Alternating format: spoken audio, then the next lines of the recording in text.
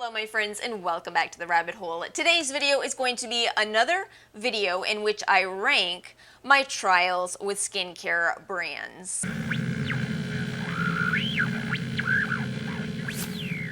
Do we have enough videos yet for a playlist? I think we do. I'll compile a playlist of this series. This will be number 3. I'm doing the clean beauty brands today, largely because I'm a little nervous about doing the affordable brands. I think I have some unpopular opinions. And for some reason, it's so much more nerve-wracking to have unpopular opinions on affordable brands than very expensive brands. I think I might have an unpopular opinion on Tata Harper, for example. But it's not that big of a deal because a lot of people want to hear, oh, a brand that has $100 products, isn't that great? Yeah, that sounds good to me.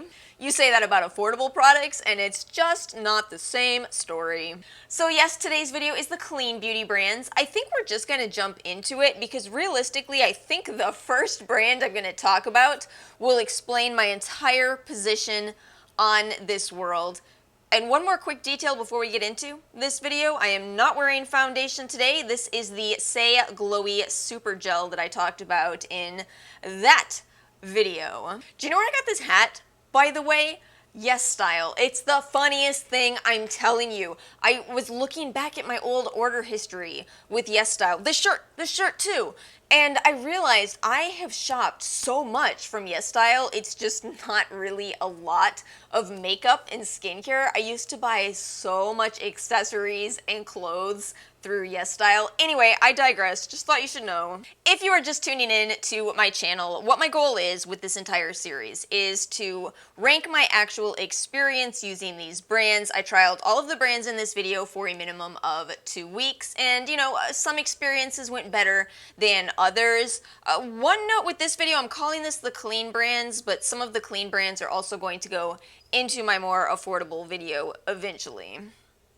I don't think we really need to explain the whole ranking system. I feel like you can intuitively figure out what words like amazing and forgettable mean. And yes, I do agree with everyone. I also hate that amazing is red and forgettable is green. I don't know what to tell you on that one. These videos tend to be a little chatty because I'm taking you back through 4 years of doing these trials. So grab yourself some coffee or a snack or whatever you feel like. I think we've had enough of an intro and we are ready to get into the video itself.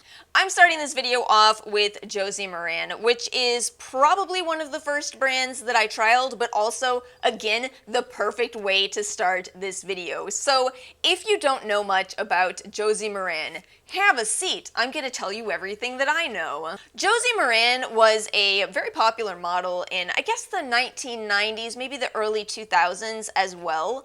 And when she quit modeling, she wanted to start up her own brand, her own beauty brand that was based in using natural products. It was something that was very important to her, and at the time, there wasn't really a big market for this. See, I suspect that there's areas where this natural lifestyle is much more important. I can attest to Miami. I suspect LA is probably very similar. So anyway, this was a very important issue for Josie Maran. So she took her own money that she had earned through her years of modeling and she started her own natural business. It was all natural makeup as well as argan oil based skincare products. And not just that. I feel like this is what's so important about this conversation. She really wanted to make sure that her argan oil was fair trade. You want to talk about clean beauty. That is actually clean beauty if you ask me. No dirty money involved. We're actually paying the workers fair wages. How about conversations including ethically sourced mica, sustainable ingredients? That's clean beauty to me. And what really makes Josie Maran's story and brand so interesting is that she didn't do this because it was the popular thing to do. She started the clean movement because it was important to her. And that's the kind of thing that I feel like I can't judge that. I heavily side-eye some of the brands and some of their marketing who, you know, it's very fear-based. It's fear-based. It's if you don't buy our expensive products, you are going to turn into an alligator. Ugh. So this is all to say I do respect Josie Maran, I respect her brand, I respect what she did. I tried her products, and what's really interesting is I did used to really like her brand. But we're in the year 2021, and what's difficult is that now she's got some very serious competition. She's got The Ordinary, she's got Good Molecules, who actually has fair trade rosehip oil for $10. So I think a lot of the more expensive brands, I think they're going to struggle because everybody struggled in the year 2020. Everybody struggled except for billionaires, and it's going to impact the economy. Now, what's difficult, as I said, I'm ranking my results, but I want to make sure I rank my results over a long period of time. I think that's much more fair, so I'm going to do that for this video. So because of that, everything positive that I just said about Josie Maran, I'm still going to put it in I get it, but not for me, because it's a little expensive, and I've been struggling a little bit. Who's with me? Oh wow, I have Ren on my list next. That is such a throwback for me, and actually kind of a similar story to Josie Maran, because Ren has been around for a very long time as well. I respect what they do. In fact, I used to absolutely swear by one of their products, the Glycol Lactic Radiance Renewal Mask. That was one of the first strong AHA products that I really remember being popular. It was hard to get. I remember at some point I had called all the stores all around me and none of them had it in stock, and they all kept telling me, yeah, it's just flying off the shelves. But it's kind of sad. It's another story of the much more affordable brands kind of displaced Ren. How much was that product? Probably about $50. Now you can get The Ordinary's peeling solution, and it's going to be stronger for, how much is that? I think it's around $8. If you can find it in stock, of course, but are you going to pay that or $50? You know, that's how these inexpensive brands have taken over from some of these classic brands that kind of developed the ideas. It's interesting. I know I've said this in other videos. It's fascinating to me that the makeup community absolutely adheres to a bit of frustration with some of the dupe brands, but the skincare community doesn't always have that. In fact, I never see that conversation in the skincare community, but it goes on all the time. Aside from that, there's not a lot that I remember from Ren. I do know they have a toner that is very similar to The Ordinary's 7% glycol. You know what? I'm going to have to put Ren in forgettable because of the level of which I've forgotten them. Minus that one product, but even then, it's no longer a holy grail because other products have replaced it. Is that fair? Not necessarily. I admit that up front, but you know, this is my own opinions. Please know if you have any strong disagreements, if you have any thoughts. My comment section is always open. It is not a comment section in which I will judge you in the slightest. You can disagree with me completely. Juice Beauty next. This one is really tricky because I actually had a surprisingly excellent experience with the Juice Beauty brand, and I do like that this brand is available at Ulta and pretty much always with some kind of a deal. You know, they're in the 21 days of beauty right now, for example, so you can always get a deal with Juice Beauty. But that said, I don't use too many of their products. I really don't. So I had a good experience, but I don't really use them. Aside from some makeup products, I actually do use some of their makeup products. I think I'm going to put Juice in, I get it, but not for me. This may end up being a bit of a consistent theme for this video. But again, I really did actually have a surprisingly good experience with their products. Okay, moving on to Tata Harper. I liked using Tata Harper's products, but I've always objected to the price. It is just a very, very expensive brand. I loved her beautifying face oil, but it was so painful to watch the price continually go up, and not by a little bit. I remember that product being around $50, and now it's almost $90. And no, it is not a larger size. It's the same product. The price has just gone up so incredibly much. And I think that, you know, some people will still continue to buy from the brand no matter what, but the problem with that is you end up pricing out some amount of people. I would have continued to buy that oil for $50, not for $90. So because of that, yet again with Tata Harper, I get it, but not for me. I can't pay those prices, Tata. They're such beautiful products. They are very high in essential oils. I mean, this is not the video for those of you with allergies to essential oils in the first place. Although one brand in here, or maybe a few brands in here don't use essential oils. But anyway, Omorovicza, it's really going to be the same thing. I could afford this brand before everything happened, but once again, I can't. They're very expensive. I absolutely love their mist. Oh man. I'm going to say it. I'm going to say a few HGs with this one because I actually remember that the Amorevixa mist is a little more expensive up front than the Tatcha, but it's a better value, better price per ounce ratio, and I love that one. Their cleansing balm is also beautiful. Their products are beautiful, but it is a true luxury brand, and I don't know if I'll be able to continue to purchase from them. Okay, Boscia next. I feel like I was kind of hard on Boscia, even though I actually like what they do. So the idea behind Boscia is that they wanted to bring the principles of Japanese skincare into America, and I was wrong in my last video, by the way. The Tatcha founder is not Japanese American, she's Taiwanese American. Always know if I get something wrong, correct me, please. I'd rather admit that I was mistaken and know the right answer going forward, so please feel free to correct me. Anyway, yes, okay, this is actually from an established Japanese cosmetics company. The founder is Kenji Ikamori. Wanted to make sure I get that correct in this video. There is one reason that I was kind of hard on Boscia, and it's not fair, so I want to clear the air on this one. With Boscia, they have a peeling gel, which turns out to be a very popular way of cleansing your skin in both Japan and Korea.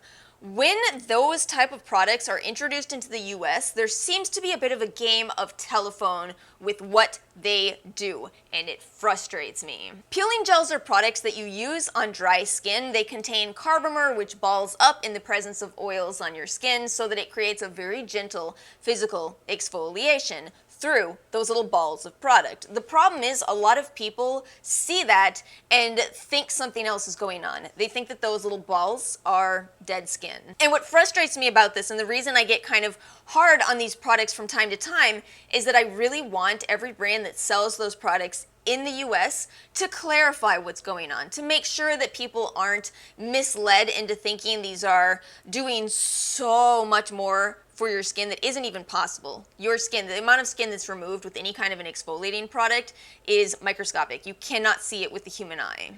And I go back and forth on this occasionally, but I was just looking at the reviews recently of a Primera product and their peeling gel, and somebody in the reviews said that the Sephora associate told them they'd be able to see the dead skin falling right off their skin. And that's my problem. We cannot have employees of Sephora giving customers incorrect information. It is very frustrating. But again, this confusion doesn't exist in Japan and in Korea. People know what's going on. So, I think it's just a case of I want more education. Again, it's not actually something all that surprising for me to say. I do want people to know what they're talking about. Is that asking too much? Maybe it is. But anyway, Boscia. I guess I kind of do have an HG from them because I did repurchase that cleansing oil, the cleansing oil from my last empties video. So I guess I'm going to say a few HGs for Boscia. Gin Amber Beauty, oh my goodness, I actually had such a wonderful experience with her brand, but it's so hard to talk about. So she is a very big fan of using a derma roller, and this is a wonderful thing if you are a very meticulous and cautious person. The problem with getting on YouTube and just kind of recklessly promoting this from my own channel, she does it just fine, but for my own channel, for me to just suddenly say, oh yeah, derma rollers, get them, is that it really is a risky recommendation. You have to be extremely cautious, and even then you are still taking a small, not even necessarily a small risk. You're taking a risk with them, but in terms of results, I gotta be honest with you, I gotta put her way up here in very good experience. As a sweeping statement, I recommend you see a professional for your derma rollering type of needs. But yeah, you know, I did try it. I was extremely cautious, and that's not any kind of a guarantee. That's why I'm so careful talking about this. It's not any kind of a guarantee. So again, if you're interested, subscribe to her channel. She talks about it a lot. It's kind of her thing. Biossance is going to be my first amazing. They absolutely are. I had such an incredible experience with Biossance. It's something I didn't expect. I actually put that trial off until it was about a year ago, maybe even less than a year ago. I did not expect to be mind blown by that brand, but I think that squalane as an ingredient works so well for my skin that is it ultimately all that surprising that a brand based entirely in sugarcane based squalane would go well for me. Oh man, I love so many of their products, both of their moisturizers, both of them. The one for dry skin and oily skin, love them both, love their oils. Farmacy is next, oh my goodness. So, Farmacy, I actually trialed Farmacy so many years ago that most of the products I trialed in my original video, they don't even make anymore. Yeah, Farmacy they had a great idea, but I feel like they had a bit of a rough start. I remember, again, 4 years ago, their daytime moisturizer pilled up a lot. Their nighttime moisturizer, I did love that one. I don't think they still make it, though. Oh my goodness, I tried a cleanser from Farmacy that had these little grains in it, and it actually got stuck in one of my pores. One of the tiny little grains got stuck in my pore, and I couldn't get it out. I remember scratching at it. It was an experience. That one is also discontinued. So what do I say about Farmacy given that almost everything I originally trialed is gone? I guess back then it was kind of a forgettable brand, but I've been trying some of their newer products and oh my goodness, I absolutely love the Honey Halo Moisturizer. So where do we put them? I don't know what to do with that. I guess a few HGs is probably the most fair spot to put them in because I truly do love some of their new products. But yeah, their old stuff was meh. It was absolutely meh. They have changed as a brand so much, and I gotta give it to them. It's been a very good evolution for them. Herbivore. This might shock all of you. Yeah, amazing. I genuinely had an amazing experience with Herbivore. A few disclaimers here. So I know that Herbivore is such a natural brand. Some people have allegedly seen mold growing in their products. I did not experience that. Instead, I just absolutely had a wonderful experience. They had this 1% bakuchiol that they do have yet again. They discontinued that for a while, but that was such a wonderful product. I'm happy they brought it back. Their CBD is amazing. The emerald oil prism, amazing. They have very strong and intense products, but in a more gentle way. I think they're another one of those brands that formulates for that combination of effectiveness and still soothing properties. Yeah, it was amazing. I did not expect at all that I would be listing Herbivore in my amazing category, but here we are. That is the truth. Kopari. Kopari is actually quite easy for me. A few HGs, but otherwise meh. They have kind of a bad rap. A lot of people know them as the expensive coconut oil company, right? But they actually have some amazing products. I love their Kopari lip balm. I love the CBD products. It's close to very good experience for me. I know that this is an unpopular opinion. Coconut oil is a comedogenic ingredient, so it is usually not recommended for people with acne, but know that the comedogenicity scale, I would tell you it's highly flawed. I don't think that it is really all that helpful at all for me. I break out from bergamot. I do not break out from coconut oil. Does that mean anything for you? No, probably not. It probably doesn't. You may not be able to use coconut oil and may be able to use bergamot. But the problem with the comedogenic scale is it's based on rabbit ears. That's exactly how the research was done. Drunk Elephant next. Okay, so it's so funny. I tried this brand at the height of the Sunday Riley and Drunk Elephant popularity. How many years later did it take for there to be extreme drama with both of those brands? Anyway, I actually had a really good experience with Drunk Elephant, but if I'm being honest, it was a couple of products more so than the entire brand. So I really had a great experience with TLC Framboos. I bought 2 bottles of TLC Framboos, and it wiped out these kind of persistent scars that I had on my skin. And that left a very lasting impression on me. I thought if a product can actually fix your issues and you don't need to buy it again, that holds meaning to me. Because there's always some skincare haters out there who want to bring up things like, oh, skincare is a scam.